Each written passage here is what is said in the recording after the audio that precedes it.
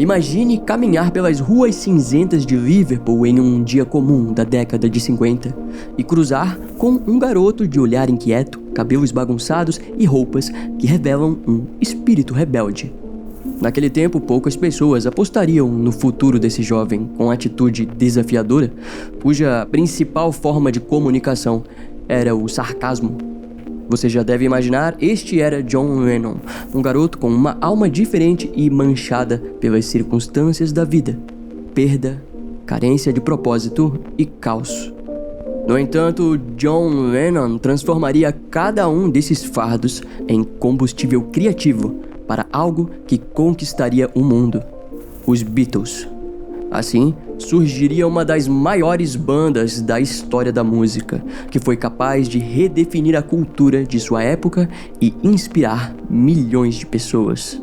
Porém, o legado deixado por John Lennon é ambíguo, tanto iluminado quanto sombrio, como um acorde de mi menor em uma canção romântica ou como um raio de sol atravessando uma janela empoeirada.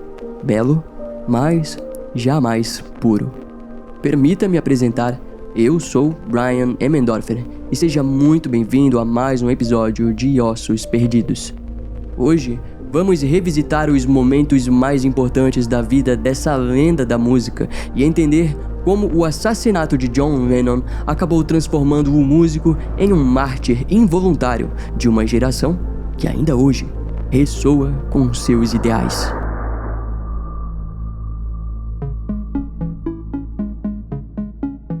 A ideia de paz mundial sempre esteve nos desejos mais profundos da humanidade. Num mundo marcado por guerras, conflitos e desigualdades, a construção de uma sociedade global harmoniosa parece, muitas vezes, inalcançável. Ainda assim, em certos momentos, torna-se uma causa pela qual vale a luta. Foi com esse espírito que grandes pensadores iniciaram suas trajetórias, como Mahatma Gandhi, que acreditava na liberdade sem derramamento de sangue. Durante seu tempo, a filosofia da não-violência se tornou uma poderosa arma contra o Império Britânico. Ao invés de fuzis, Gandhi usou o jejum, os protestos e marchas pacíficas. Nos Estados Unidos, Martin Luther King ergueu a voz contra o racismo e a segregação que dilaceravam o país. Mas seu sonho ia além dos direitos civis para os negros. Ele desejava um mundo em que todas as crianças, independentemente da cor de pele, caminhassem juntas, sem medo. Martin foi assassinado por essa visão. No entanto, a mensagem permaneceu viva através das gerações.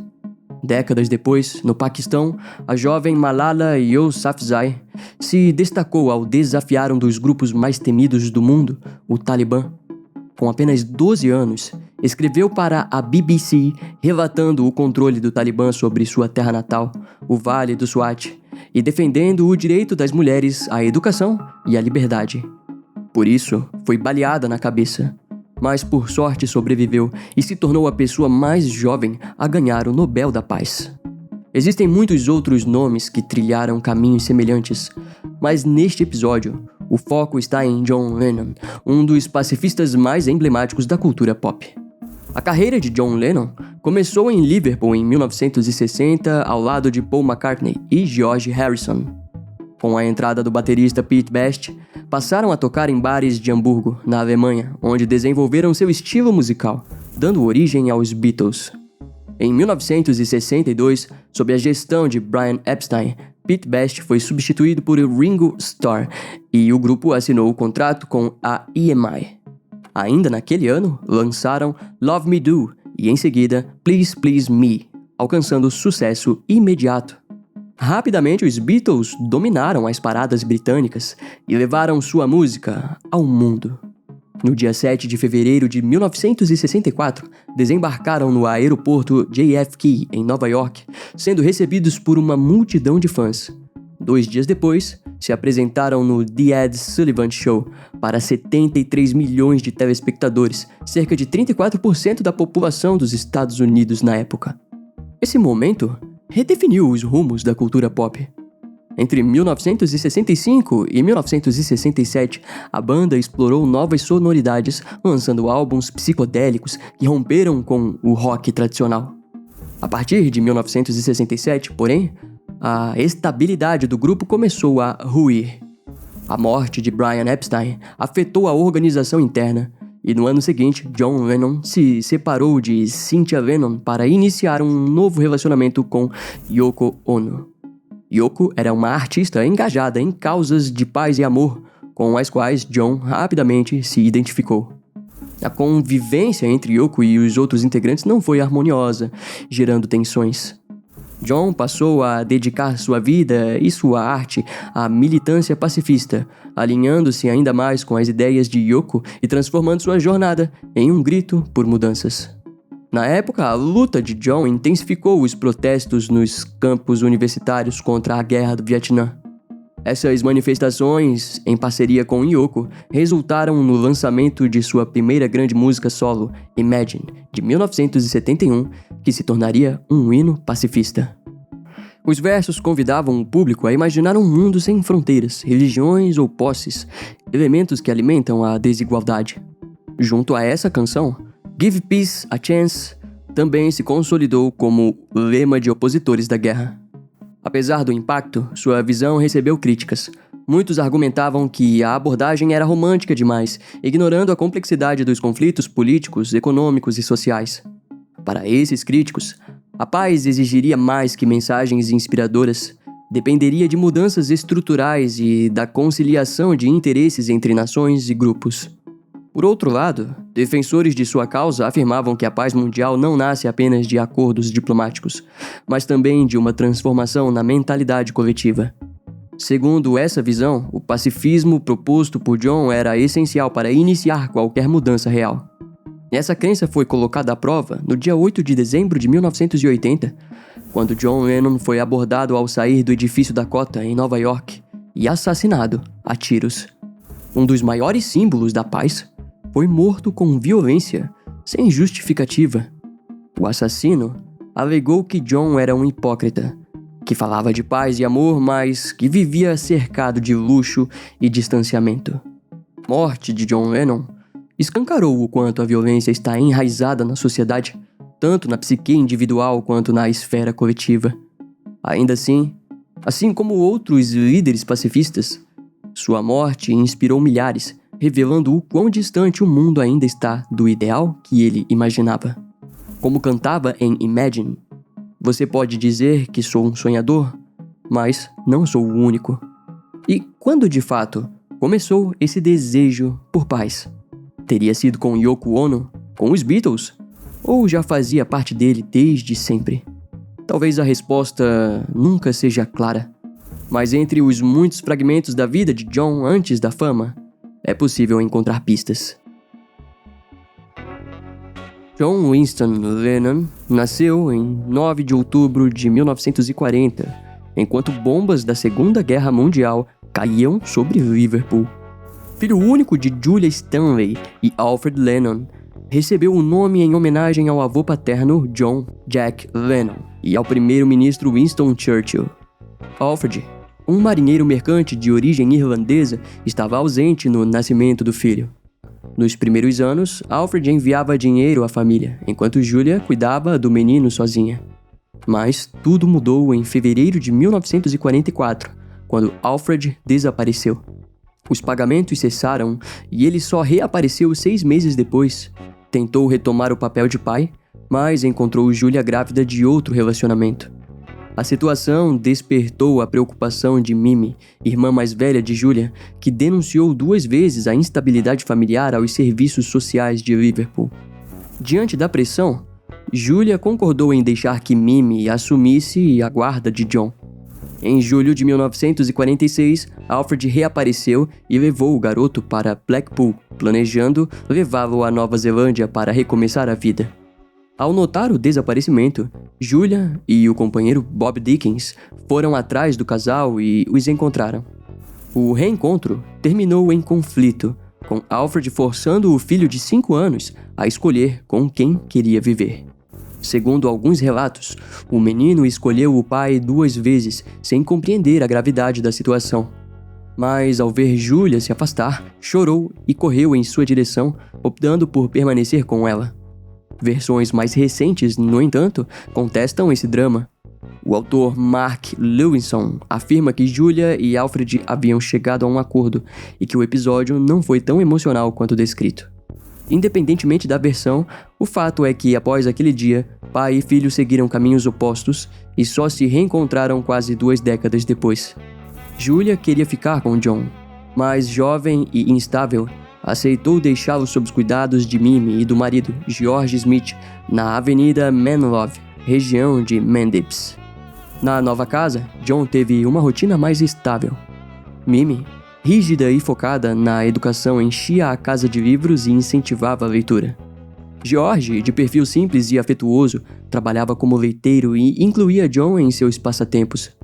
Foi ele quem presenteou o garoto com a primeira gaita de boca e o apresentou às palavras cruzadas, pequenos gestos que ajudaram a moldar sua mente criativa e inquieta.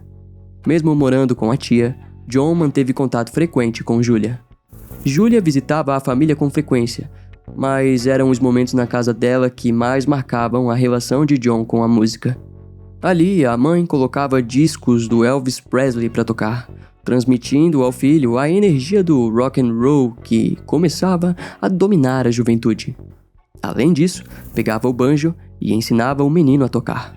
Nesse período, John também passava muito tempo com o primo Stanley Parks, que o levava ao cinema com frequência. Durante as férias, os dois se aproximavam ainda mais.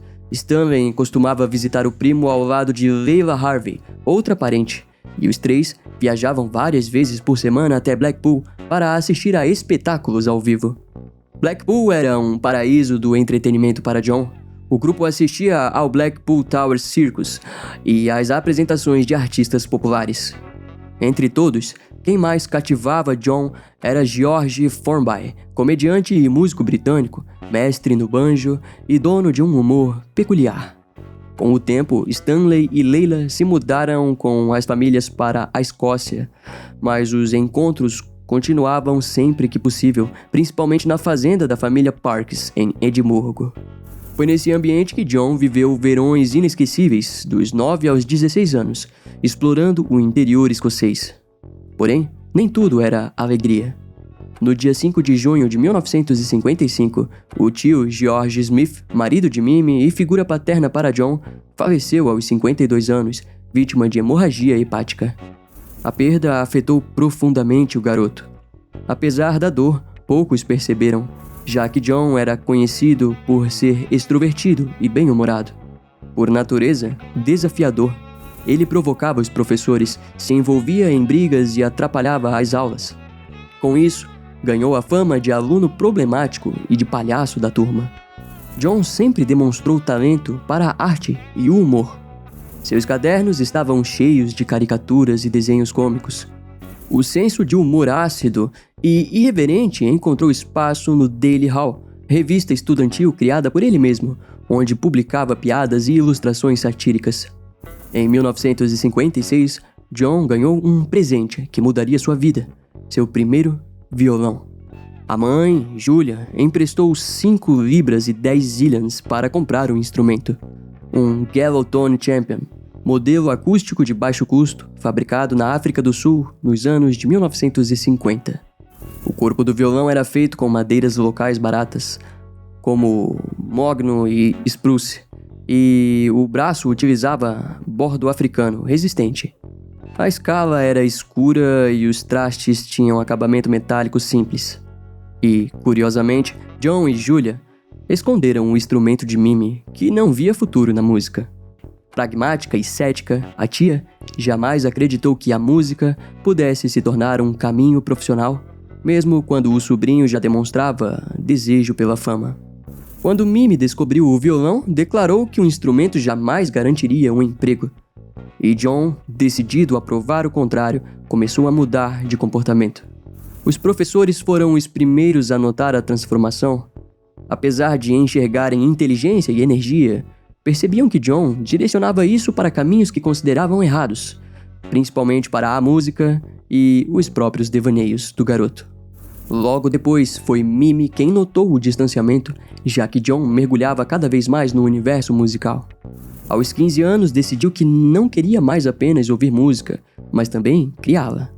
Em setembro de 1956, fundou a banda The Quarrymen, em homenagem à Quarry Bank High School, onde estudava. O grupo, amador, mas cheio de entusiasmo, misturava o skiffle com influências do rock and roll. O estilo skiffle usava instrumentos improvisados, tábuas de lavar para percussão, caixas de chá com vassoura como contrabaixo e utensílios como colheres e latas para compor a sonoridade. A voz era crua e espontânea, algo que John dominava com facilidade. No verão de 1957, a banda já fazia pequenas apresentações com um repertório dividido entre skiffle e rock. Durante a segunda apresentação do grupo, em 6 de julho, na festa da igreja de São Pedro em Woolton, John conheceu Paul McCartney. Impressionado com a habilidade do novo músico, John o convidou para entrar na banda. Esse encontro deu início a uma das maiores parcerias da história da música. Nem todos, porém, aprovaram a amizade. Mimi, conhecida pelas opiniões firmes, via Paul como alguém de classe social inferior e o tratava com um certo desprezo. Na casa dos McCartney, o pai de Paul também desconfiava de John, achando que ele causaria problemas. A resistência vinha, em parte, do jeito rebelde de John e de sua forma intensa de se relacionar com as pessoas. Apesar disso, a família McCartney permitiu que o grupo ensaiasse na sala da frente da casa localizada na rua Fortley, número 20. Logo depois, Paul convidou George Harrison, de 14 anos, para assumir a guitarra. No início, John hesitou, achava o garoto jovem demais para acompanhar o ritmo da banda. Paul insistiu e organizou uma audição improvisada. No andar superior de um ônibus em Liverpool, George tocou Raunchy com tanta habilidade que convenceu John na hora. George entrou para o grupo e a evolução foi rápida. Tempo depois, Stuart Sutcliffe, amigo de John da faculdade de arte, também se juntou à formação como baixista. Nesse período, John escreveu sua primeira música, Hello Little Girl. A composição simples já demonstrava grande potencial. A confirmação veio anos depois, em 1963, quando a canção virou sucesso no Reino Unido ao ser gravada pelo grupo The Foremost, alcançando o top 10 das paradas. Naquele momento, a banda já deixava de ser um grupo de garotos tocando skiffle para se transformar em algo muito maior. Mas antes desse salto, no dia 15 de julho de 1958, John enfrentou um golpe devastador. Sua mãe, Julia, foi atropelada e morreu ao voltar de uma visita ao filho. Ela tinha apenas 44 anos. A perda foi um choque profundo para John, que ainda buscava seu lugar no mundo. Nos 2 anos seguintes, afundou-se em álcool e brigas, dominado por uma raiva intensa, descrita por amigos como uma fúria cega. Mesmo assim, a lembrança de Julia permaneceu viva e se tornou uma das maiores inspirações para sua música. Anos depois, essa dor resultaria em composições como Julia, lançada em 1968 pelos Beatles, uma homenagem direta à mãe que perdeu tão cedo. Enquanto isso, sua trajetória escolar ia mal. Foi reprovado em exames importantes, o que poderia ter encerrado seus estudos. No entanto, Mimi e o diretor da escola intervieram e garantiram sua entrada na Faculdade de Arte de Liverpool. Lá encontrou um novo ambiente, mas manteve o espírito rebelde. John adotou o estilo Ted Boy, com roupas ousadas e atitude provocadora, o que logo chamou atenção na faculdade. Seu comportamento gerava problemas frequentes, com diversas advertências por atitudes fora do padrão. Nesse tempo, conheceu Cynthia Powell, estudante da mesma faculdade. Inicialmente, Cynthia não se agradava da postura desleixada e rebelde de John. Ainda assim, descobriu o fascínio dele pela atriz francesa Brigitte Bardot, conhecida pelo filme E Deus Criou a Mulher. Brigitte era símbolo sexual da época e defensora dos direitos dos animais, além de representar um estilo de vida hedonista, centrado no prazer. Cynthia, ao perceber esse interesse, tingiu o cabelo de loiro e logo atraiu a atenção de John, que a convidou para sair. Ela, então, revelou que estava noiva. John, indiferente, respondeu com sarcasmo: nunca havia dito que queria se casar.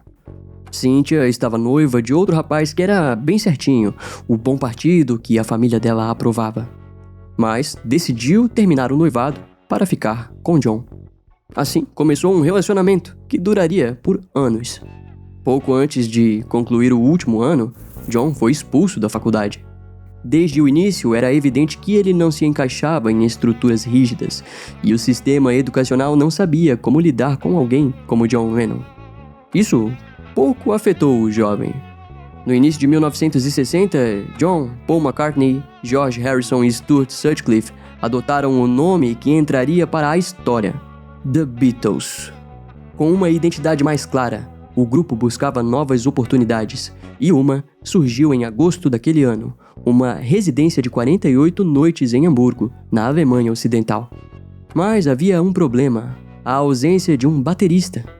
Sem tempo a perder, convidaram Pete Best para completar a formação e garantir a viagem. Ao contar os planos para Mimi, John provocou horror. Para a tia, a ideia soava como uma imprudência juvenil.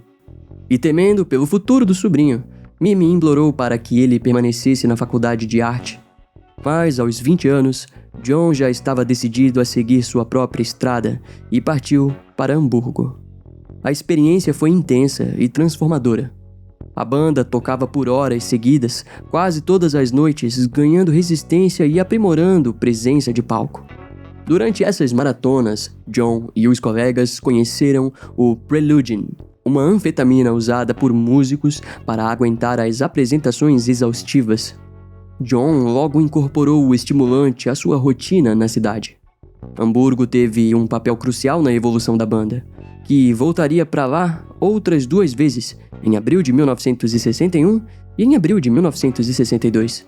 Foi nos clubes apertados e esfumaçados da cidade que os Beatles começaram a se moldar como os músicos que, em breve, mudariam a história da música.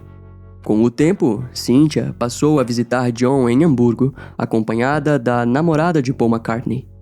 O relacionamento com John, porém, estava longe da harmonia. John era extremamente ciumento e tinha explosões de raiva que assustavam Cynthia. Segundo biografias, Cynthia relatou que, ao vê-la dançando com Stuart Sutcliffe, John a agrediu fisicamente. Traumatizada, ela terminou o relacionamento. 3 meses depois, John pediu desculpas e implorou por uma reconciliação. Cynthia aceitou, embora ele não voltasse a ser agressivo fisicamente, continuou sendo verbalmente cruel. Anos depois, John reconheceria o comportamento. Admitiu ter sido um agressor e canalizado frustrações contra mulheres próximas. Essa reflexão surgiu na música Getting Better, onde ele se descrevia como alguém que descontava tudo em suas companheiras. Em meados de 1962, ao descobrir a gravidez de Cynthia, o casal decidiu se casar. A cerimônia aconteceu no dia 23 de agosto em Liverpool. Brian Epstein, recém-contratado como empresário dos Beatles, foi o padrinho. A lua de mel mal começou. Na noite do casamento, John já estava no palco. Nos meses seguintes, mergulhou numa rotina de shows intensos. Brian, preocupado com a imagem pública da banda, temia que um Beatle casado afastasse fãs. Por isso, instruiu John e Cynthia a manterem o casamento em segredo o máximo possível. No dia 8 de abril de 1963, Cynthia deu à luz a Julian Lennon. John, em turnê, conheceu o filho 3 dias depois. E apesar de ter formado uma família, o verdadeiro compromisso de John ainda era os Beatles. Quando Brian Epstein assumiu a gestão da banda em 1962, não tinha experiência na indústria musical. Mesmo assim, compensava a falta de prática com visão estratégica e forte influência sobre o grupo. Brian exigia um visual mais profissional, o que gerou resistência, especialmente de John, que não gostava da ideia de abandonar o estilo rebelde por ternos alinhados. No entanto, acabou cedendo. A relação entre Brian e os Beatles começou em novembro de 1961, durante uma apresentação no Cavern Club, em Liverpool. Encantado com o grupo, o empresário, sofisticado e ambicioso, decidiu que queria representá-los. Alguns biógrafos sugeriram que a admiração de Brian por John ia além do profissional. Philip Norman especulou que, por ser homossexual e viver discretamente devido ao preconceito da época, Brian teria se sentido atraído por John. Por outro lado, o autor Mark Lewisohn rejeitou essa teoria, afirmando não haver provas concretas. Fato curioso é que pouco após o nascimento de Julian Lennon, John viajou à Espanha com Brian, o que alimentou boatos sobre a natureza da relação entre os dois. Quando questionado sobre essa viagem, John respondeu de forma ambígua. Foi quase um caso de amor, mas não exatamente. Nunca foi consumado. John tinha um humor ácido e gostava de provocar. Costumava zombar de Brian por ser homossexual e judeu. Enquanto a banda consolidava sua identidade, Paul McCartney assumiu o baixo após Stuart Sutcliffe decidir permanecer em Hamburgo. Logo depois, Pete Best foi substituído por Ringo Starr, completando a formação clássica dos Beatles. O primeiro grande marco veio em outubro de 1962 com Love Me Do, que alcançou a 17ª posição nas paradas britânicas. Mas foi no dia 11 de fevereiro de 1963 que a banda realmente deu um passo decisivo, entrou no estúdio e gravou Please Please Me, o álbum de estreia, em menos de 10 horas. Mesmo gripado, John se entregou totalmente na última faixa, Twist and Shout. A rouquidão e o esforço deram à canção uma energia crua e memorável. O disco trouxe 8 faixas compostas pela dupla que viria a ser conhecida como Lennon-McCartney. Naquela fase, as músicas seguiam fórmulas simples do pop tradicional, sem grandes ambições. Mais tarde, John admitiria que, naquele momento, a banda apenas escrevia para produzir, sem se preocupar tanto com o conteúdo. Segundo ele, as palavras eram quase irrelevantes. Anos depois, Paul McCartney descreveria essa frase como o auge da popularidade de John, quando ele se tornara um pequeno Elvis. No entanto, tudo começaria a mudar com a chegada de Yoko Ono. John Lennon conheceu Yoko Ono no dia 9 de novembro de 1966, na Galeria Indica, em Londres. Ela preparava uma exposição de arte conceitual quando foi apresentada por John Dunbar, dono da galeria. John se interessou pela obra Hammer and Nail, onde visitantes martelavam pregos numa tábua. Ele quis participar, mas como a exposição ainda não havia começado, Yoko recusou. Dunbar argumentou que ele era milionário. Yoko cedeu, mas pediu 5 zillions. John respondeu que pagaria 5 zillions imaginários e usaria um prego imaginário. A provocação causou tensão, agravada quando John mordeu a maçã exposta na obra Apple. Outra instalação de Yoko incluía uma escada com uma lupa pendurada. No topo, havia uma palavra pequena, Yes. Segundo John, aquele sim o fez ficar por ser uma resposta positiva em um mundo cínico. Desde então, John passou a ver Yoko como a garota que veio para ficar. Naquela fase, John já usava LSD com frequência, o que afetava suas relações, inclusive com Cynthia, que percebia o marido cada vez mais distante e com mudanças de comportamento. Embora dissesse que usava LSD para fins criativos, John admitiu que as experiências variavam entre se sentir um fracassado ou um Deus todo-poderoso. John era fascinado por estados alterados de consciência. Chegou a afirmar que a paranoia era apenas consciência expandida. Essa busca por respostas espirituais também aproximou ele de Yoko. Depois do primeiro encontro, Yoko passou a telefonar para a casa de John. Ao ser questionado por Cynthia, John disse que Yoko estava apenas desesperada por dinheiro para seus projetos sem importância. Mas a realidade era outra. Em maio de 1969, enquanto Cynthia viajava para a Grécia, John convidou Yoko para sua casa. Gravaram juntos a música Two Virgins e acabaram se envolvendo sexualmente. Quando Cynthia retornou, encontrou Yoko usando seu roupão e tomando chá com John, que a cumprimentou como se nada tivesse acontecido. Sem dizer nada, Cynthia saiu e se hospedou com amigos, se sentindo humilhada. Semanas depois, um amigo informou que John buscava o divórcio e desejava a custódia de Julian, filho do casal. Para piorar, ele acusava Cynthia de adultério, alegando uma suposta traição com Roberto Bassanini, hoteleiro italiano, acusação que Cynthia negou. Após negociações, John aceitou que Cynthia entrasse com um pedido de divórcio, alegando infidelidade por parte dele. O caso foi resolvido fora dos tribunais. em novembro de 1968. Cynthia recebeu $100 mil, um valor simbólico anual, e a custódia de Julian. No mesmo mês, Yoko, grávida de John, sofreu um aborto espontâneo. Após o caos na vida pessoal, John enfrentaria conflitos também no ambiente profissional com os Beatles. Muitos dizem que a relação com Yoko prejudicou a convivência com os outros integrantes. No entanto, no livro John Lennon, Yoko Ono e Eu, o jornalista Jonathan Koch contesta essa versão. Jonathan conheceu John quando ainda trabalhava na Rolling Stone e, graças à sensibilidade profissional, foi um dos poucos a conquistar a confiança do músico, especialmente nos últimos anos de vida. No livro, com apoio da própria Yoko, Jonathan descreve os bastidores da fase final dos Beatles. Yoko conta que ela e John estavam tão envolvidos emocionalmente que perderam a percepção do mundo ao redor. Viviam numa espécie de névoa. Ainda assim, Yoko afirma que Paul, George e Ringo eram fortes demais para serem influenciados por ela. A dinâmica do grupo já estava fragilizada muito antes de sua chegada. A crise teria começado com a morte de Brian Epstein em 1967. Sem um empresário, os conflitos e as divergências artísticas se intensificaram. Brian era o elo que mantinha a banda unida, permitindo que cada integrante compartilhasse suas ideias. Yoko admirava os Beatles. Comparou o grupo a um conjunto formado por Mozart, Beethoven e Schubert, e, segundo ela, era inevitável que acabassem se separando. Outro ponto relevante é que John passava por fortes instabilidades emocionais. Medos, dúvidas e angústias o consumiam com frequência. Conhecer Yoko mudou esse cenário. Segundo Jonathan Koch, John acreditava que apenas Yoko o compreendia por completo.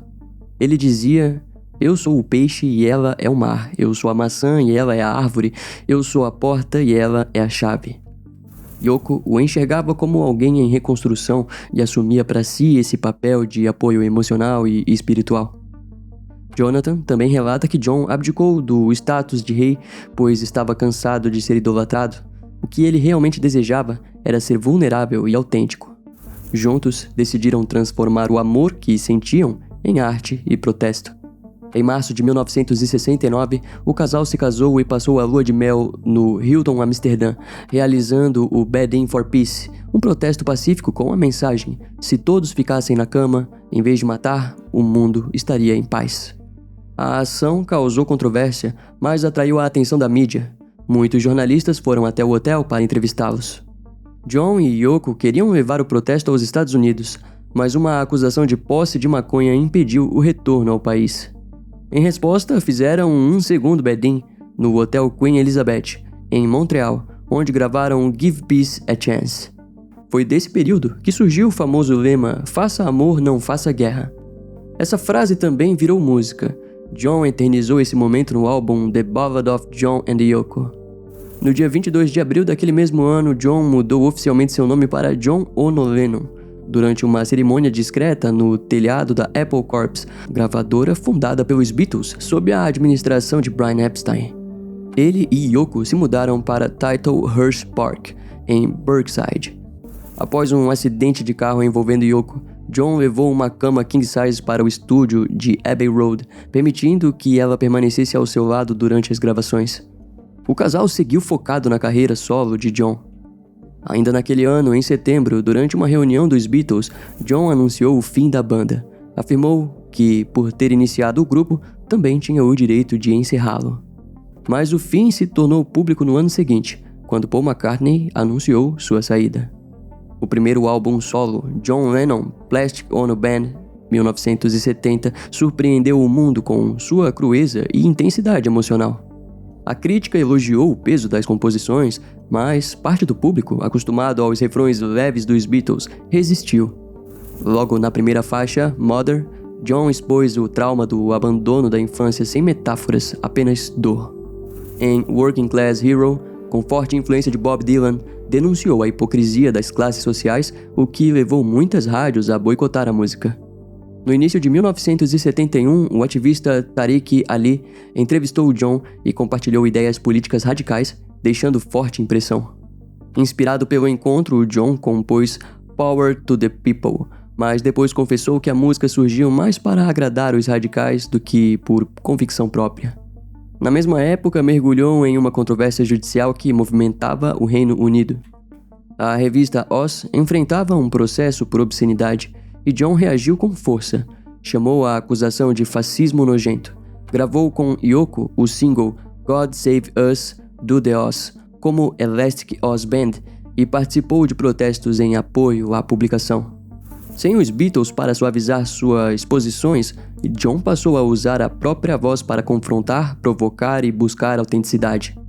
Após o impacto cru de seu álbum anterior, decidiu mirar em algo mais acessível, mas sem perder a essência. Assim nasceu Imagine, de 1971, com colaboração de George Harrison. A crítica recebeu o álbum com entusiasmo. A Rolling Stone destacou a qualidade musical, mas deixou no ar a dúvida de que suas ideias poderiam soar repetitivas ou fora de contexto com o tempo. Bastou, porém, a faixa título se espalhar pelo mundo para mostrar que isso não aconteceria. Imagine transcendeu a música e se tornou um verdadeiro hino pacifista, cantado por multidões. Nem tudo no álbum Imagine seguia o tom sonhador. Em How Do You Sleep, John atacou Paul McCartney diretamente. A faixa respondeu às provocações que John acreditava ter encontrado no álbum Ram de Paul, que mais tarde admitiria que algumas alfinetadas realmente eram para o ex-colega e Yoko. Outro destaque foi Jealous Guy, onde John revelou fragilidade e arrependimento. Com uma voz suave, reconheceu o quanto havia sido duro com as mulheres que fizeram parte de sua vida. Era um pedido de desculpas em forma de música. Quem sabe, um dos momentos mais honestos de sua carreira? Nos bastidores do álbum, amizades e desentendimentos se misturavam. Em agradecimento pela colaboração de George Harrison nas gravações, John aceitou o convite para participar do concerto por Bangladesh organizado por George. Tudo estava acertado, até que uma condição de George mudou tudo. Ele não queria Yoko Ono no palco. A exigência gerou uma briga entre o casal, e John desistiu da participação. Para ele, tocar sem Ono não era uma opção. Logo depois, os dois se mudaram para Nova York em busca de mais liberdade. Inicialmente, viveram na Bank Street, em Greenwich Village. Mais tarde, preocupados com a segurança, se mudaram para o edifício Dakota, com vista para o Central Park. Nova York era vista por ambos como uma cidade vibrante e caótica, o cenário ideal para mergulharem na política de esquerda dos Estados Unidos. Não demorou muito para que começassem a usar a arte como forma de protesto. Em dezembro daquele ano, lançaram o single Happy Xmas, War is Over, uma mensagem de paz contra os horrores da Guerra do Vietnã e o governo Nixon. Mas a resposta veio logo. A Casa Branca passou a ver John como uma ameaça à ordem pública. Como contramedida, o governo Nixon iniciou uma campanha para deportá-lo, alegando motivos legais.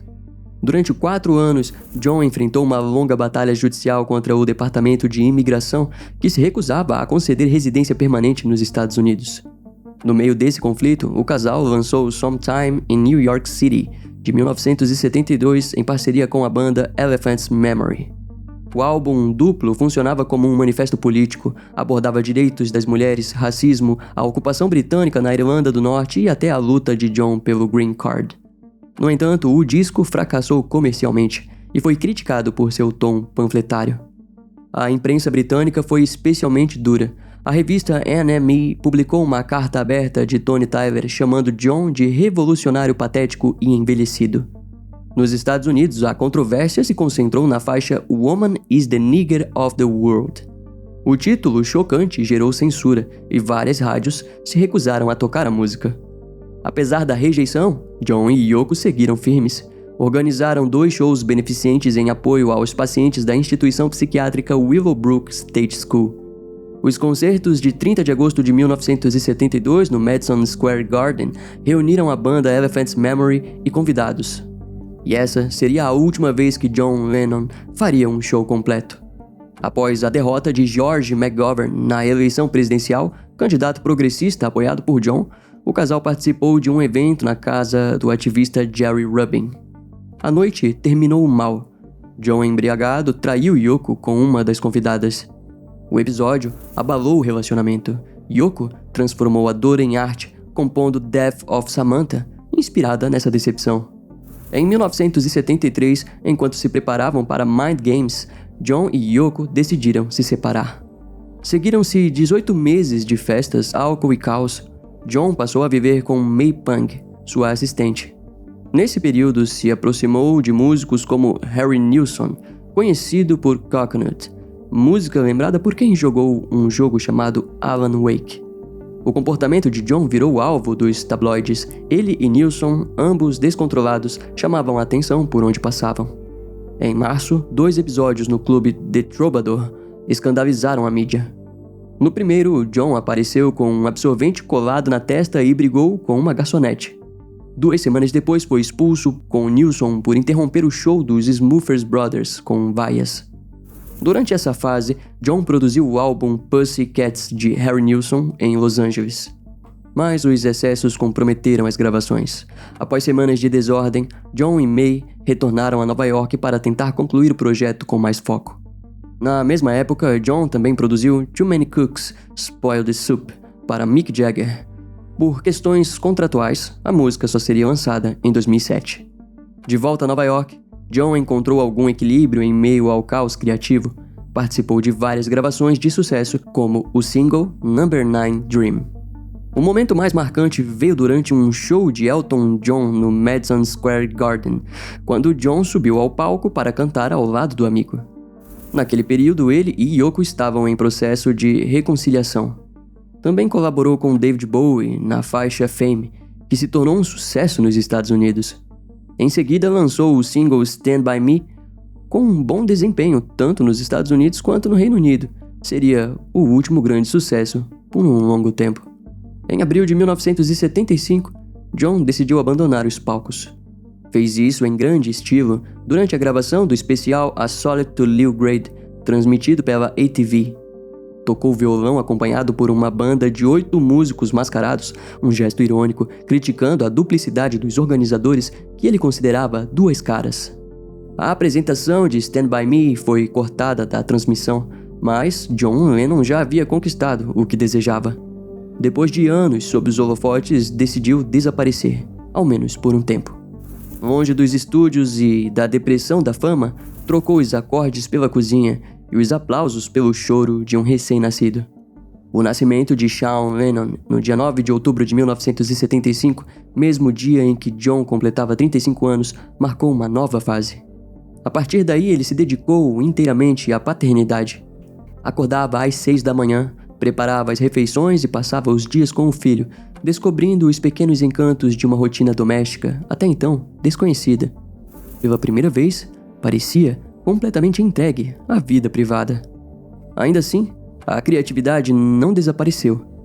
Em 1976, ele escreveu Cooking in the Kitchen of Love para o álbum Ringo's Rotorgraver, de Ringo Starr, e participou da gravação em junho. Em 1977, durante uma viagem ao Japão, falou abertamente sobre a pausa. Disse que ele e Yoko haviam tomado uma decisão simples: passar o máximo de tempo com Sean. Segundo John, o casal sentia que precisava focar na família até que houvesse espaço para criar algo além disso. Durante esse retiro voluntário, também se dedicou à arte de forma mais livre e leve. Fez desenhos, criou esboços de histórias e começou a trabalhar em um livro com relatos autobiográficos misturados a devaneios, como ele mesmo descrevia, coisas malucas. John Lennon parecia mais pacífico do que nunca, e pela primeira vez buscava a paz não para o mundo, mas para si mesmo. Após anos de hiato, John Lennon anunciou seu retorno em outubro de 1980 com o single Just Like, Starting Over. A inspiração veio de uma viagem feita em junho daquele ano, quando decidiu velejar até as Bermudas. Durante o trajeto, uma tempestade atingiu o barco. A tripulação passou mal, mas John assumiu o leme e conduziu a embarcação em segurança. A experiência reacendeu sua criatividade. Nas semanas seguintes, permaneceu nas Bermudas compondo Double Fantasy, um álbum pessoal que refletia a paz interior que havia conquistado. No entanto, o disco e o single não foram bem recebidos. John e Yoko, então, começaram a trabalhar em um novo projeto, Milk and Honey, mas que foi interrompido por uma tragédia.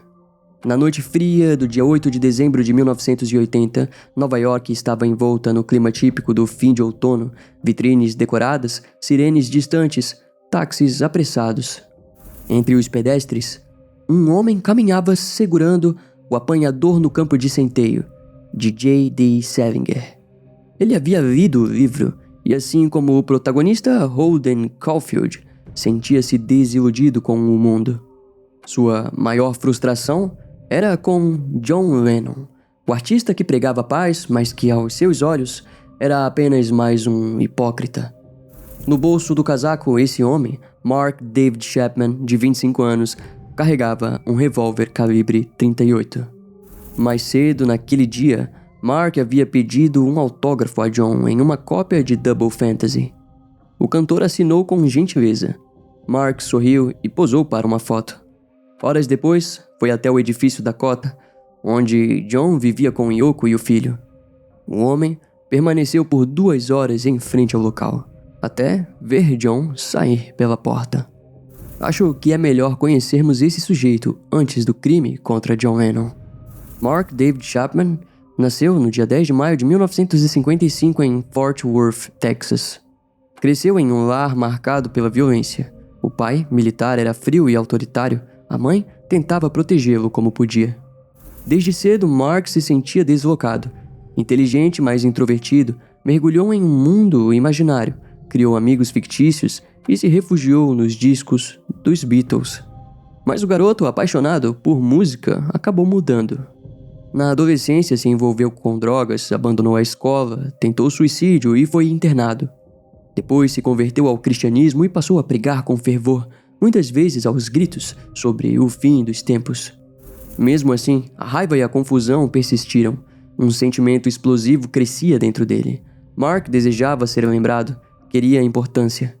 E ao ver o apanhador no campo de centeio, fixou-se em Holden Caulfield, o jovem revoltado contra os falsos.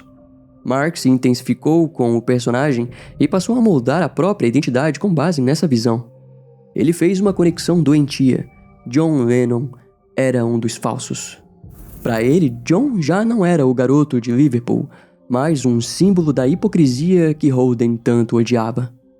Nos meses seguintes, Mark planejou o crime, viajou para Nova York mais de uma vez, chegou a cogitar desistir. Mas a obsessão venceu. Retornou à cidade convencido de que estava em uma missão divina, carregava o livro como se fosse uma bíblia pessoal. Na manhã do dia 8 de dezembro, Mark Chapman chegou ao edifício Dakota e viu John Lennon sair para uma gravação em estúdio. Mark se aproximou com um disco nas mãos e pediu um autógrafo. John assinou com tranquilidade, sem imaginar que, na mente do agressor, aquele momento era parte de uma despedida simbólica. Horas depois, por volta das 10h50 da noite, John retornou ao prédio com Yoko. O casal estava feliz, tinha acabado de gravar o Walking on a Thin Ice. Após atravessarem o saguão, Mark saiu das sombras e disparou 5 vezes. 2 disparos atingiram as costas de John e outros 2, o ombro. John ainda conseguiu dar alguns passos antes de cair no chão. Yoko gritou e o porteiro chamou a polícia. Enquanto isso, Mark permaneceu no local, sentou na calçada e começou a ver o apanhador no campo de centeio, como se o sangue espalhado no chão fosse irrelevante. John foi levado às pressas ao Hospital Roosevelt, onde foi declarado morto às 11h15 da noite. No interrogatório, Mark afirmou que não matou por ódio pessoal. Parecia convencido de que havia cometido um ato de justiça. Ele queria destruir o símbolo que John representava e, ao mesmo tempo, absorver sua fama. Em suas palavras, matei John Lennon porque ele era muito famoso, e eu, ninguém. O advogado de defesa planejava alegar insanidade, mas Mark recusou. Preferiu se declarar culpado por assassinato em 2º grau. Ele foi condenado à prisão perpétua, com pena mínima de 20 anos. Desde então, tentou diversas vezes obter liberdade condicional, todas negadas. Mark afirma ter se arrependido e diz ter reencontrado Deus, mas para o mundo, permanece como alguém sem perdão. Afinal de contas, matou o homem que escrevia e cantava hinos de paz. Um homem que, embora tivesse enfrentado conflitos internos ao longo da vida, havia encontrado serenidade e tentava compartilhar essa paz com o mundo. No dia seguinte à tragédia, Yoko Ono declarou que não haveria funeral. Houve apenas uma vigília silenciosa. Yoko pediu aos fãs e amigos para que orassem por John e, ao invés de flores, que fizessem doações à Spirit Foundation, organização criada por ele. Os restos mortais de John foram cremados. Suas cinzas foram espalhadas no Central Park, onde anos depois surgiria o Memorial Strawberry Fields, eternizando sua presença no coração da cidade. John Lennon passou grande parte da vida tentando transformar o próprio caos interior em uma mensagem de paz global. E mesmo cercado por polêmicas, inspirou milhões a imaginar um mundo melhor. O ponto mais marcante sobre ele talvez seja esse: John era humano demais para caber no estereótipo de um santo pacifista. Suas atitudes e declarações revelaram um homem em constante conflito com o ego, o passado e até com os próprios ideais. Falava sobre amor universal, mas tinha um histórico de agressividade. Defendia a paz, mas expressava desprezo por autoridades e instituições. Era, sem dúvidas, contraditório e, por isso mesmo, real. A filosofia de John girava em torno de algo direto. Não queria que o público apenas cantasse Imagine. Ele queria que as pessoas refletissem. E se não houvesse fronteiras, religiões, posses? Como seria viver num mundo onde a paz fosse mais que um discurso? Essa inquietação era o motor de sua arte. Não era um artista que apenas cantava sobre flores, era alguém tentando entender a própria existência e dividir esse processo com o mundo. O relacionamento com Yoko Ono também fez parte dessa jornada. Juntos, transformaram o amor em protesto. Claro que ambos foram criticados, cancelados, como se diria hoje, e acusados de hipocrisia. Mas John Lennon nunca tentou parecer perfeito. Era instável, intenso, por vezes incoerente. Ainda assim, no meio do caos, transmitia algo que tocava profundamente quem o ouvia: esperança. Sua morte em 1980 foi um choque na cultura pop. Como se alguém tivesse desligado, de repente, uma das vozes mais provocadoras e sinceras de uma era. Para John Lennon, a paz não começava nos governos ou tratados. Do seu ponto de vista, a mudança começava dentro de cada ser humano. Curiosamente, Mark Chapman era um homem conturbado, um indivíduo que não havia encontrado sua própria paz interior e suas sombras o levaram a fazer algo terrível. De certa maneira, isso talvez tenha provado o ponto de vista de John Lennon, em que de nada adianta novos tratados ou mudanças no governo se o indivíduo dentro da sociedade continua doente e perdido em trevas.